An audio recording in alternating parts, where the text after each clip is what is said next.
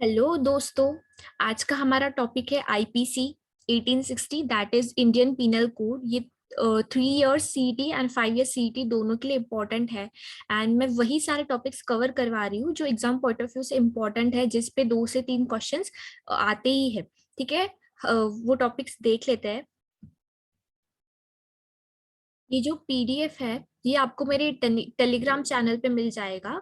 और Telegram channel का नाम है लीगल वेपन लॉ सीईटी 2022। सो आज ये स्टार्ट करते हैं। इंडियन पेनल कोड ये फोर्स में आया था in the year 1860। Indian Penal Code defines various crimes and their penalties which are applicable in India. Every crime is divided into two procedures. ठीक है। Indian Penal Code defines various crimes. ठीक है, ये crime define करता है, not civil wrong. And their penalties which are applicable in India. ठीक है, ऐसे इंडियन पेनल कोड कहा गया है, सो ये इंडिया में ही एप्लीकेबल होगा with in the borders of India. ये इंपॉर्टेंट है।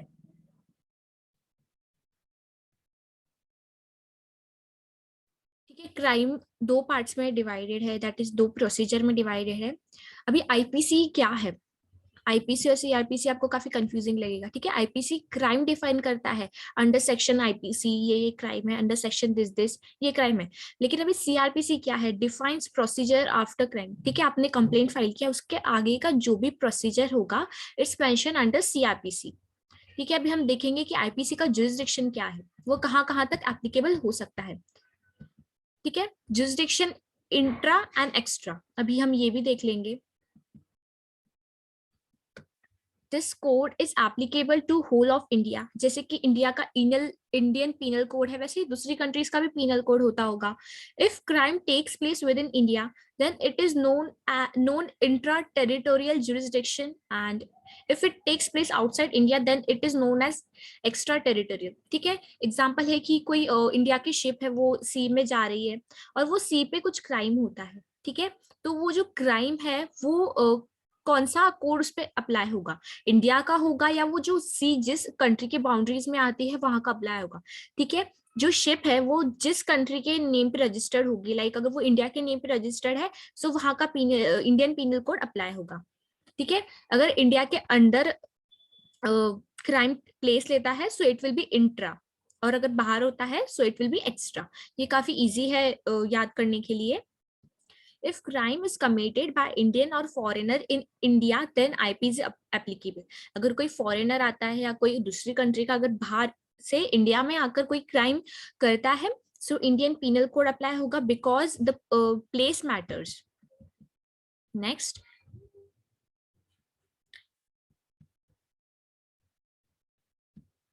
if crime is committed within Indian territorial water limits of India then also IPC is applicable. अगर वो सी में अगर बोट जो शिप है, ठीक है, अगर वो इंडिया के बाउंड्रीज के अंदर आती है तो आईपीसी अप्लाई होगा। If crime is committed on any ship or aircraft owned by India or registered in India then IP is enforceable. ये तो मैंने जैसे आपको पहले भी कहा। डिफाइन कल्पेबल होमिसाइड, ये जो टर्म है ये काफी लीगल रीजनिंग पे जो क्वेश्चंस आते हैं उसमें काफी यूजफुल है। सेक्शन 299 सेक्शंस अगर आपसे याद होते हैं तो बहुत ही अच्छी बात है, अगर नहीं होता है तो आप वो कल्पेबल होमिसाइड का मीनिंग आप याद कर लो। Section 299 of IPC defines culpable homicide, whoever causes death by doing an act with the intention of causing such bodily harm। यहाँ पे बोला गया है intention of causing such bodily harm, bodily injury is likely to cause death or with the knowledge that he is likely by such act to cause death commits the offense of culpable homicide। यहाँ पे intention होना जरूरी है। अभी हम murder देख लेते हैं कि मर्डर को क्या क्या डिफाइन होता है। Section 300 of IPC defines murder. आप इसे ऐसे भी याद कर सकते हो, 299 इज कल्पेबल होमिसाइड और उसके नेक्स्ट आता है section 300 that is defines murder.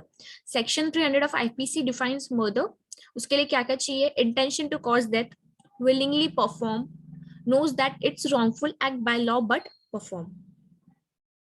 काफी इजी लैंग्वेज में दिया है। Define theft, section 378 of IPC defines theft. अभी क्या क्या चीजें अगर थेफ्ट करता है तो वो क्राइम में आएगा। वो कोई मूवेबल प्रॉपर्टी ले जाता है, taking possession, dishonest intention, without consent of the owner. Next, Define extortion.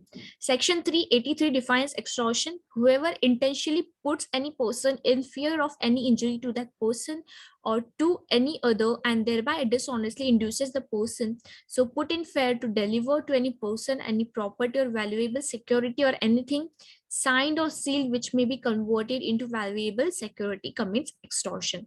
ठीक है, आप कोई ह्यूमन को आप सेल नहीं कर सकते हो. What are the elements of crime?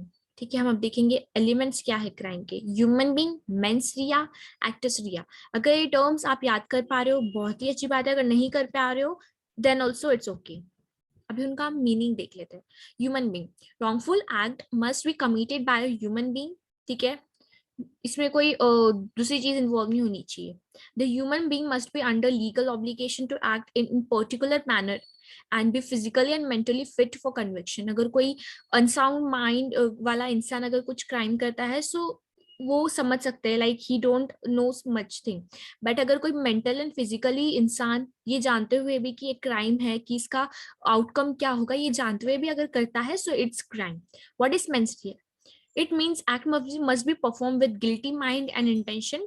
It is based on maxim actus non factum nisi mens rea sit rea. ठीक है, अगर ये टर्म्स आपको याद नहीं रह रहे इट्स ओके, कोई बात नहीं है, सबको प्रॉब्लम आता है. Actus reus, it means act must be wrongful in nature under any law of India.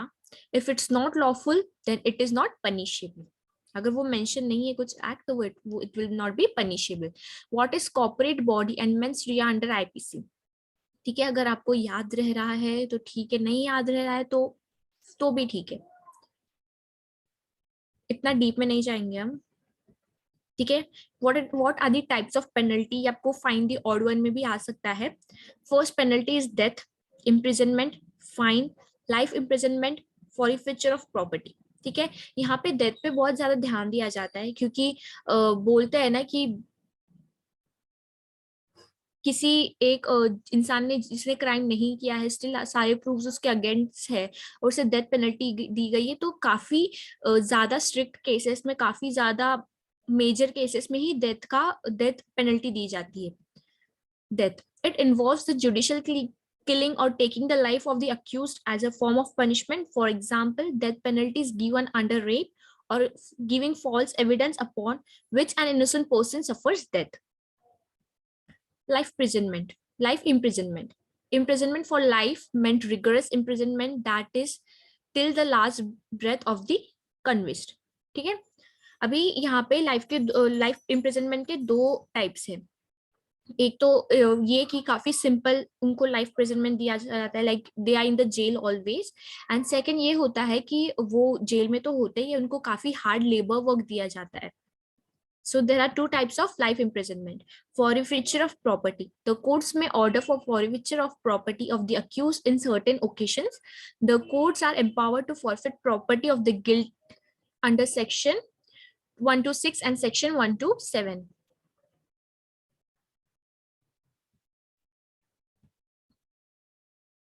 ने अगर कुछ क्राइम किया है तो उसकी जो प्रॉपर्टी है वो कोर्ट अपने अंडर ले सकता है. Fine, it is monetary penalty. ठीक है, ये फाइन ऑलमोस्ट सारे क्राइम्स में होता ही है कि उनको कुछ ना कुछ फाइन दिया के लिए बोला जाता है. Explain criminal conspiracy section 120A and 120B. हम यहाँ से एक एग्जाम्पल देखेंगे बाय सीइंग अ केस. ठीक है, काफी इंटरेस्टिंग है ये. When two or more person commits any wrongful act, then it is known as criminal conspiracy. If act is not illegal, but if it done with the illegal means. ठीक है, इस बात पे आप ध्यान दो. आपको ये टर्म शायद अभी समझ नहीं आएगा बट जब हम ये सिचुएशन देखेंगे तब आपको समझ आएगा. If act is not illegal but if it is done with illegal means then also it is treated as wrongful in nature. ठीक है, हम अभी ये एक सिचुएशन देख लेंगे. NCT Delhi versus Navjot Sandhu. It is a case of parliament attack for the year 2005. ये सबको याद होगा ही, पता तो होगा ही. Navjot Sandhu was wife of one of the deceased terrorists. ठीक है, जिन्होंने हमला किया था उसमें से एक टेररिस्ट था, उसकी वाइफ थी Navjot Sandhu. She was not involved in attack directly or indirectly. ठीक है, उसे ये भी नहीं पता था कि उसका जो हस्बैंड है वो टेररिस्ट है या वो कुछ इलीगल काम कर रहा है. वो इनडायरेक्टली भी इन्वॉल्व नहीं थी और ना ही directly, but had help one of the conspirators to flee to a safer place after incident. It was claimed that she must be held guilty for attack, but court stated that there was no involvement of Navjot Sandhu directly or indirectly, and therefore she is the only responsible for helping criminals and not any other crime. ठीक है. उसके husband को जब पकड़ा गया था, जब उसे पता चला कि ये टेररिस्ट है और पुलिस को पता चल गया है, ठीक है, वो जब घर गया तो उसने उसकी वाइफ को बोला कि मैं टेररिस्ट हूँ और तू मुझे कहीं सेफर प्लेस पे मूव कर, यहाँ या फिर यहाँ पे मुझे छुपा ले. ठीक है. सो उसकी वाइफ ने किया. वो क्यों किया? Because he was his husband. It was claim that she must be held guilty for attack, but court stated, ठीक है, उस पर ये चार्जेस लगे थे कि वो भी टेररिस्ट अटैक में इन्वॉल्व है, वो भी पार्लियामेंट अटैक 2005 वाले इंसिडेंट में इन्वॉल्व है. बट उसने कोर्ट को बोला कि मैं उस चीज में इन्वॉल्व नहीं हूँ. ठीक है, मुझ पे इतने चार्जेस मत लगाओ. अगर आप मुझे कोई टेररिस्ट को भागने में या छुपाने में अगर आप मुझ पे चार्जेस लगाना चाहते हो सो आप लगा सकते हो, बट ये चीज पे नहीं लगा सकते हो. ठीक है. She was also right. It was claim that she must be held guilty for attack, but court stated that there was no involvement of Navjot Sandhu. Navjot Sandhu का इन्वॉल्वमेंट नहीं था पार्लियामेंट अटैक में, directly or indirectly, and therefore she is only responsible for helping criminals and not any other crime. ठीक है. उसका husband criminal था, उसने उसके हस्बैंड के लिए क्या, बट दो ही वॉज क्रिमिनल, उस पर सिर्फ क्रिमिनल्स को भगाने के लिए चार्जेस लगे. ठीक है. Penalty. whoever is a party to criminal conspiracy to commit an offense punishable with death, imprisonment for life, or rigorous imprisonment for a term of 2 years और अपवर्ड्स. ठीक है. क्रिमिनल कॉन्स्पेरेसी ये था कि इसमें एक से दो से ज्यादा लोग इन्वॉल्व होते हैं. ये सेक्शंस हम देख लेंगे. ये सेक्शंस काफी डीप में, हम अभी इनको एग्जाम पॉइंट ऑफ व्यू से नहीं लेंगे. ठीक है. हम देखते हैं अगर हमारे कुछ काम का है so. Yes. Explain criminal breach of trust. It is mention in section 405. कई बार क्वेश्चन भी आता है कि ये जो कंसेप्ट है ये कौन से सेक्शन में मेंशन्ड है. ठीक है. ये तो हमें पता है कि it's mention under IPC, but sections पूछे जाते हैं. ठीक है. The essential ingredients of the offense of criminal breach of trust are under the accused must be entrusted with the property. ठीक है. हमने कुछ अपनी प्रॉपर्टी उनको दी हो या उन पर ट्रस्ट किया हो. The person so interested must use that property, और वो पर्सन ने जो हमने उसको प्रॉपर्टी दी उसने उसका कुछ मिसयूज करना चाहिए. The accuse must dishonestly use or dispose of that property or wilfully suffer any other person to do so in violation of any direction or any legal contract. एक लीगल रीजनिंग का question था, मैंने Telegram group में share किया था. उसमें ऐसा था कि ए पर्सन था और बी पर्सन था. ए पर्सन आउट ऑफ गया था कुछ दिनों के लिए और उसने अपनी कैट बी पर्सन को संभालने के लिए दी थी. बट जब वो रिटर्न आया तब उससे बी पर्सन ने उसको बोला कि आपने तो मुझे कैट दी, मतलब ये तो मेरी हो गई, इतने दिन मैंने इसका टेक केयर किया तो ये तो मेरी हो गई. तो उसने वो कैट को सेल आउट कर दिया और जो पैसे आ गए उसके पास रह गए. सो यहाँ पे क्या हुआ है, क्रिमिनल ब्रीच ऑफ ट्रस्ट हुआ है. और वहां पे ऑप्शंस में दिया था कि बी ने क्रिमिनल ब्रीच ऑफ ट्रस्ट किया है या नहीं. और ऑप्शन बी में था कि नहीं, उसने कोई क्रिमिनल ब्रीच ऑफ ट्रस्ट नहीं किया है क्योंकि वो कैट उसने उसको संभालने के लिए दी थी इतने दिन, तो वो तो उसकी हो गई. और सी ऑप्शन था कि yes, he or she has committed criminal breach of trust. So option was C. Define cheating along with its penalty. ठीक है. ये इतना इंपॉर्टेंट नहीं है, हम ये पढ़ लेते हैं, बट सेक्शन इतना इंपॉर्टेंट नहीं है याद रखने जैसा. The essential ingredients of the offense of cheating are as under: deception of any person. Deception means making somebody believe or being made to believe something which is not true. ठीक है. आपने किसी को फ्रॉड तरीके से कुछ believe करवाया कि यहाँ पे आपको जॉब लग जाएगी, आप इतने इतने पैसे देने पड़ेंगे, जॉब के पहले ही पैसे देने पड़ेंगे, ऐसा कुछ फ्रॉड हो सकता है. फ्रॉडेंटली और dishonestly inducing that person to deliver any property to any person with an intention to create any harm और एनी अदर डैमेज. नेक्स्ट हम देख लेते हैं what is cheating by personation. Section 416. ये सेक्शन भी इतना इंपॉर्टेंट नहीं है, still we will read out. As per section 416, a person is said to cheat by personation if he cheats by pretending to be some other person or by knowingly substituting one person for another or representing that he or any other person is a person that he or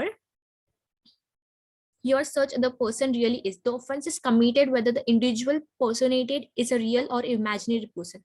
कुछ दिन पहले ही कुछ crime हुआ था, मैंने Instagram पे post देखा था न्यूज का, उसमें ऐसा था कि जो लड़की थी वो हिंदू थी, ठीक है, एक लड़का भी उससे बात करता था हिंदू होकर, एंड जब वो उन्होंने शादी की, ठीक है, लड़की ने शादी इसलिए की क्योंकि वो हिंदू था, एंड देन उसको पता चला कि ये लड़का जो है वो मुस्लिम है, ठीक है, सो उस लड़की ने उस लड़के के खिलाफ कंप्लेन फाइल किया बिकॉज उसने उसकी ट्रू आइडेंटिटी नहीं बनाई, लाइक वो उसके सामने अलग ही पर्सन था. So this comes under this thing जो हमने अभी रीड किया, इसका एक परफेक्ट एग्जांपल है what is cheating by पर्सोनेशन.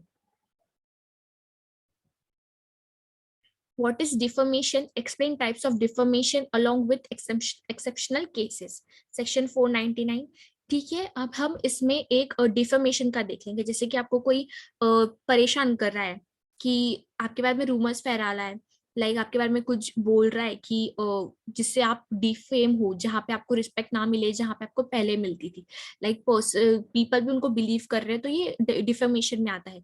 But अगर किसी ने, आपने सपोज आप राइटर हो, आपने और किसी को बुक दी कि ये मेरी बुक है, please read it and give a review, कोई फेमस पर्सनालिटी या किसी को आपने दिया, एंड दे सेड कि बुक इतनी खास नहीं है, इट्स यूजलेस, ठीक है, तो आप उनके अगेंस्ट में आप डिफेमेशन नहीं लगा सकते बिकॉज ये एक एक्सेप्शनल केस हो जाता है, बिकॉज आपने ही उनको खुद कहा था, like it's our right to express feelings, ठीक है. इसे एक बार रीड कर लेते हैं. Section 499 provides that whoever by words either spoken or intend to be read or by signs or by visible representations makes or publishes any imputation concerning any person intending to harm or knowing or having reason to believe that such imputation will harm. The reputation of such person is said except in the cases hereinafter expected to defame the person. ठीक है, हम defame के भी दो types देख लेते हैं. Exceptional के सबको याद रखना है. Liable and slander. लाइबल में क्या आता है? Defamatory statement is made in some permanent and visible form such as writing, printing or pictures, ठीक है, ये मटेरियलिस्टिक हो जाता है. Slander, it is made in spoken words or in some other transitory form whether visible or audible such as gestures or inarticulate by significant sounds. ठीक है, इसमें उनके पास वीडियोस होते हैं, फोटोज होते हैं, जैसे वो डिफेम कर सकते हैं. Following are the exceptional cases of defamation. हम कुछ केसेस देख लेते हैं जहाँ पे डिफेमेशन अप्लाई नहीं होता है. पब्लिशिंग ट्रू इन्फॉर्मेशन, जैसे कि न्यूज रिपोर्टर्स, कुछ न्यूज रिपोर्टर्स है आज भी जो राइट ट्रू इन्फॉर्मेशन पब्लिश करते हैं, but this will not fall under defamation. अगर कुछ पर्सन कुछ गलत कर रहा है और वो उनके बारे में बोल रहे हैं, so this is not defamation. If any person is publishing any true information about any information with proper evidence and documents, then it cannot be treated as defamation. Clear? Next देख लेते हैं. Merits of public performance. It is not defamation to express in good faith any opinion respecting the merits of any performance. ठीक है, आपने किसी से review मांगा, ठीक है, it falls under this, which its author has submitted to the judgment of the public or respecting the character of the author so far as his character appears in such performance and no further. Book review और movie review. ठीक है, मैंने book review का आपको example दिया था. Imputation made in good faith by persons for protection of his or others' interest. It is not defamation to make an imputation on the character of another, provided that the imputation be made in good faith for the protection of the interest of the person making it or of any other person for the public good.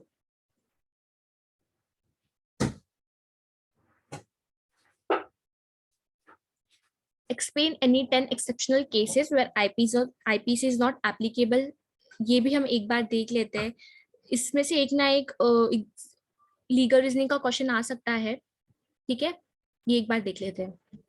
Act of judge when acting judicially. If any judge in his authority in good faith believing authorized by law commits an act, no offense is attracted. Act done persistent to the judgment or order of court. When an act is committed on judgment or order of the court of justice which is in force, it is no offense even if the judgment or order of the court is without any jurisdiction. ठीक है, अगर कोई case है जो court के jurisdiction में नहीं आता है, स्टिल उन्होंने आपको कुछ कहा या किया, सो उनपे आप कोई ऑफेंस नहीं कर सकते हो. Though the person who executes the judgment and must believe that the court has a jurisdiction. Person who is performing encounter a person who is giving death penalty. Act of child, act of a child under 7 years of age. ठीक है, बोला जाता है ना कि कोई 7 years के अंदर कोई कोई बच्चा क्राइम करता है या कुछ ऐसी चीज करता है, so it's not a crime. If any child who is below 7 years of age commits any offense, he is not guilty because it is the presumption of law that a child below 7 years of age is incapable of having a criminal intention, mens rea, necessary to commit a crime. ठीक है, crime करने के intention होना जरूरी है, ये mains रिया में mention किया गया है. सो लॉ बोलता है कि कोई 7 साल के अंडर के अगर कोई बच्चा है तो उसके पास इंटेंशन आ ही नहीं सकता है for doing crime. Act of a child, act of a child above 7 and under 12 of immature understanding. ठीक है, अगर कोई 7 और 12 अंडर एज के अंडर कोई क्राइम करता है तो क्या होता है. If any minor child is in between 7 and 12 years of age and not attain the maturity of what is wrong and contrary to law at the time of commission offense, it is not liable to be convicted and punished. Act of a person of unsound mind. ठीक है, इस पे भी एक legal reasoning आता है कि जो इंसान है अगर वो अनसाउंड माइंड में है तो वो कॉन्ट्रैक्ट नहीं कर सकता है. ठीक है, वो कभी कभी अनसाउंड माइंड में होता है, कभी कभी नॉर्मल माइंड में होता है. तो जब वो नॉर्मल माइंड में होता है वो एक कॉन्ट्रैक्ट साइन कर सकता है, एक कॉन्ट्रैक्ट में जा सकता है. Nothing nothing done by any person of unsound mind is an offense if at the time of doing it by reason of unsoundness of mind incapable of knowing the nature of the act or that he is doing what is either wrong or contrary to law. Act of a person incapable of judgment by reason of intoxication caused against his will. Nothing is an offense which is done by a person who at the time of doing it by reason of intoxication incapable of knowing the nature of the act or that he is doing what is either wrong or contrary to law, provided that the thing which intoxicated him was administered to him without his knowledge or against his will. ठीक है, कुछ situations ऐसे create हो जाती है जहाँ पे self defence के लिए या फॉर एवरीवन्स गुड के लिए हमें कुछ करना पड़ता है. Act not intended to cause death done by consent and good faith for person's benefit. Nothing which is not intended to cause death is an offense by reason of any harm which it may take or be intended by the doer to cause or be known by the doer to likely to cause to any person for whose benefit it is done in good faith. तो यहाँ पे good faith होना चाहिए and who has given a consent whether express or implied to suffer that harm or to take the risk of that harm. Example, ठीक है, हम यहाँ पे एक अच्छा एग्जाम्पल देख लेते हैं. A surgeon knowing that a particular operation is likely to cause death of Z who suffered under the painful complaint but not intending to cause Z's death. ठीक है, ए को हम सर्जन समझते हैं. ठीक है, कुछ रिस्की ऑपरेशन है जैसे कि हम ब्रेन को ऑपरेशन पकड़ के चलते हैं. डॉक्टर को पता है सक्सेस भी हो सकता है या नहीं भी हो सकता है. स्टिल जेड उसके पास ऑपरेशन कराने के लिए जाता है. जेड को भी पता है मेरी डेथ हो सकती है या फिर मैं बच सकता हूँ. ठीक है, who suffers under the painful complaint but not intending to cause Z's death. ठीक है, वो ट्राई कर रहा है, अगर बच गया तो ठीक. ठीक है, उनके पास कोई इंटेंशन नहीं है उसे मारने का. इंटेंडिंग इन गुड फेथ Z's बेनिफिट. ठीक है, सामने वाले के बेनिफिट के लिए अगर आप कुछ करते हो जहाँ पे रिस्क है. Performs that operation on Z with Z's consent. A has committed no offense. ठीक है, वहाँ पे कंसेंट होना जरूरी है. ऐसा नहीं कि अगर कोई आपके कोई फैमिली मेंबर का किसी ने ऑपरेशन किया और कुछ हो गया सो आप डॉक्टर को ब्लेम करो. नो, वहां पे आपका कंसेंट क्लियरली लिया गया था, सो आप कोई उनपे कुछ भी चार्ज नहीं लगा सकते हो. Act done in good faith for benefit of a person without consent. Nothing is an offense by reason of any harm which it may cause to a person for whose benefit it is done in good faith even without that person's consent.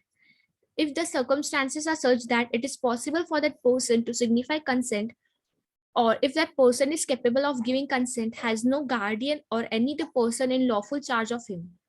Example देख लेते हैं. To damage someone's property to prevent it from fire. ये काफी एक अच्छा example हो जाता है. इट्स बेटर कि आप डेफिनेशन पूरा पढ़ने से बेटर है अगर आप एग्जाम्पल से याद रखते हो तो आप काफी अच्छे से याद रख पाओगे. जैसे एग्जाम्पल है to damage someone's property to prevent it from fire.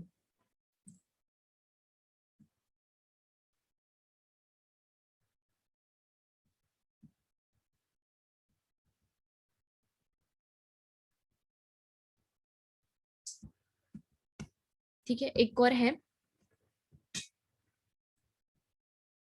2 last ही बचे हैं।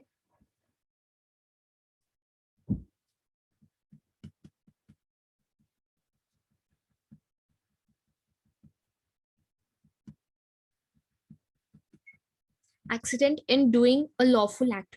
According to section 80, if anyone commits an offense by accident or misfortune without malafide or without knowledge and performance on his legal duty in legal manner with proper care and caution is no offense. Accident committed by train driver. Best example है communication made in good faith. No communication made in good faith is an offense by reason to any harm to the person to whom it is made. If it is made for the benefit of that person, for example, a surgeon in good faith, okay, the patient dies in consequences of the shock, he has committed no offense, though he knew it to be likely that the communication might cause the patient's death. ठीक है, ये एक बार आप go through करो, इसके notes आपको मेरे Telegram channel पे मिल जाएंगे। मेरे टेलीग्राम चैनल का नाम है लीगल वेपन लॉ सीटी 2022। काफी लास्ट मिनट के आपको नोट्स मिलेंगे जो आपको हेल्प करेंगे, और वहाँ पे सारे ऐसे नोट्स है जो आपको प्रिपेयर करने चाहिए, जो जिनका ज्यादा वेटेज है एग्जाम में। So please do join and don't forget to subscribe and like my channel. अगर आपको मेरी वीडियोस अच्छे लगते हैं so please do leave a comment. Thank you for watching.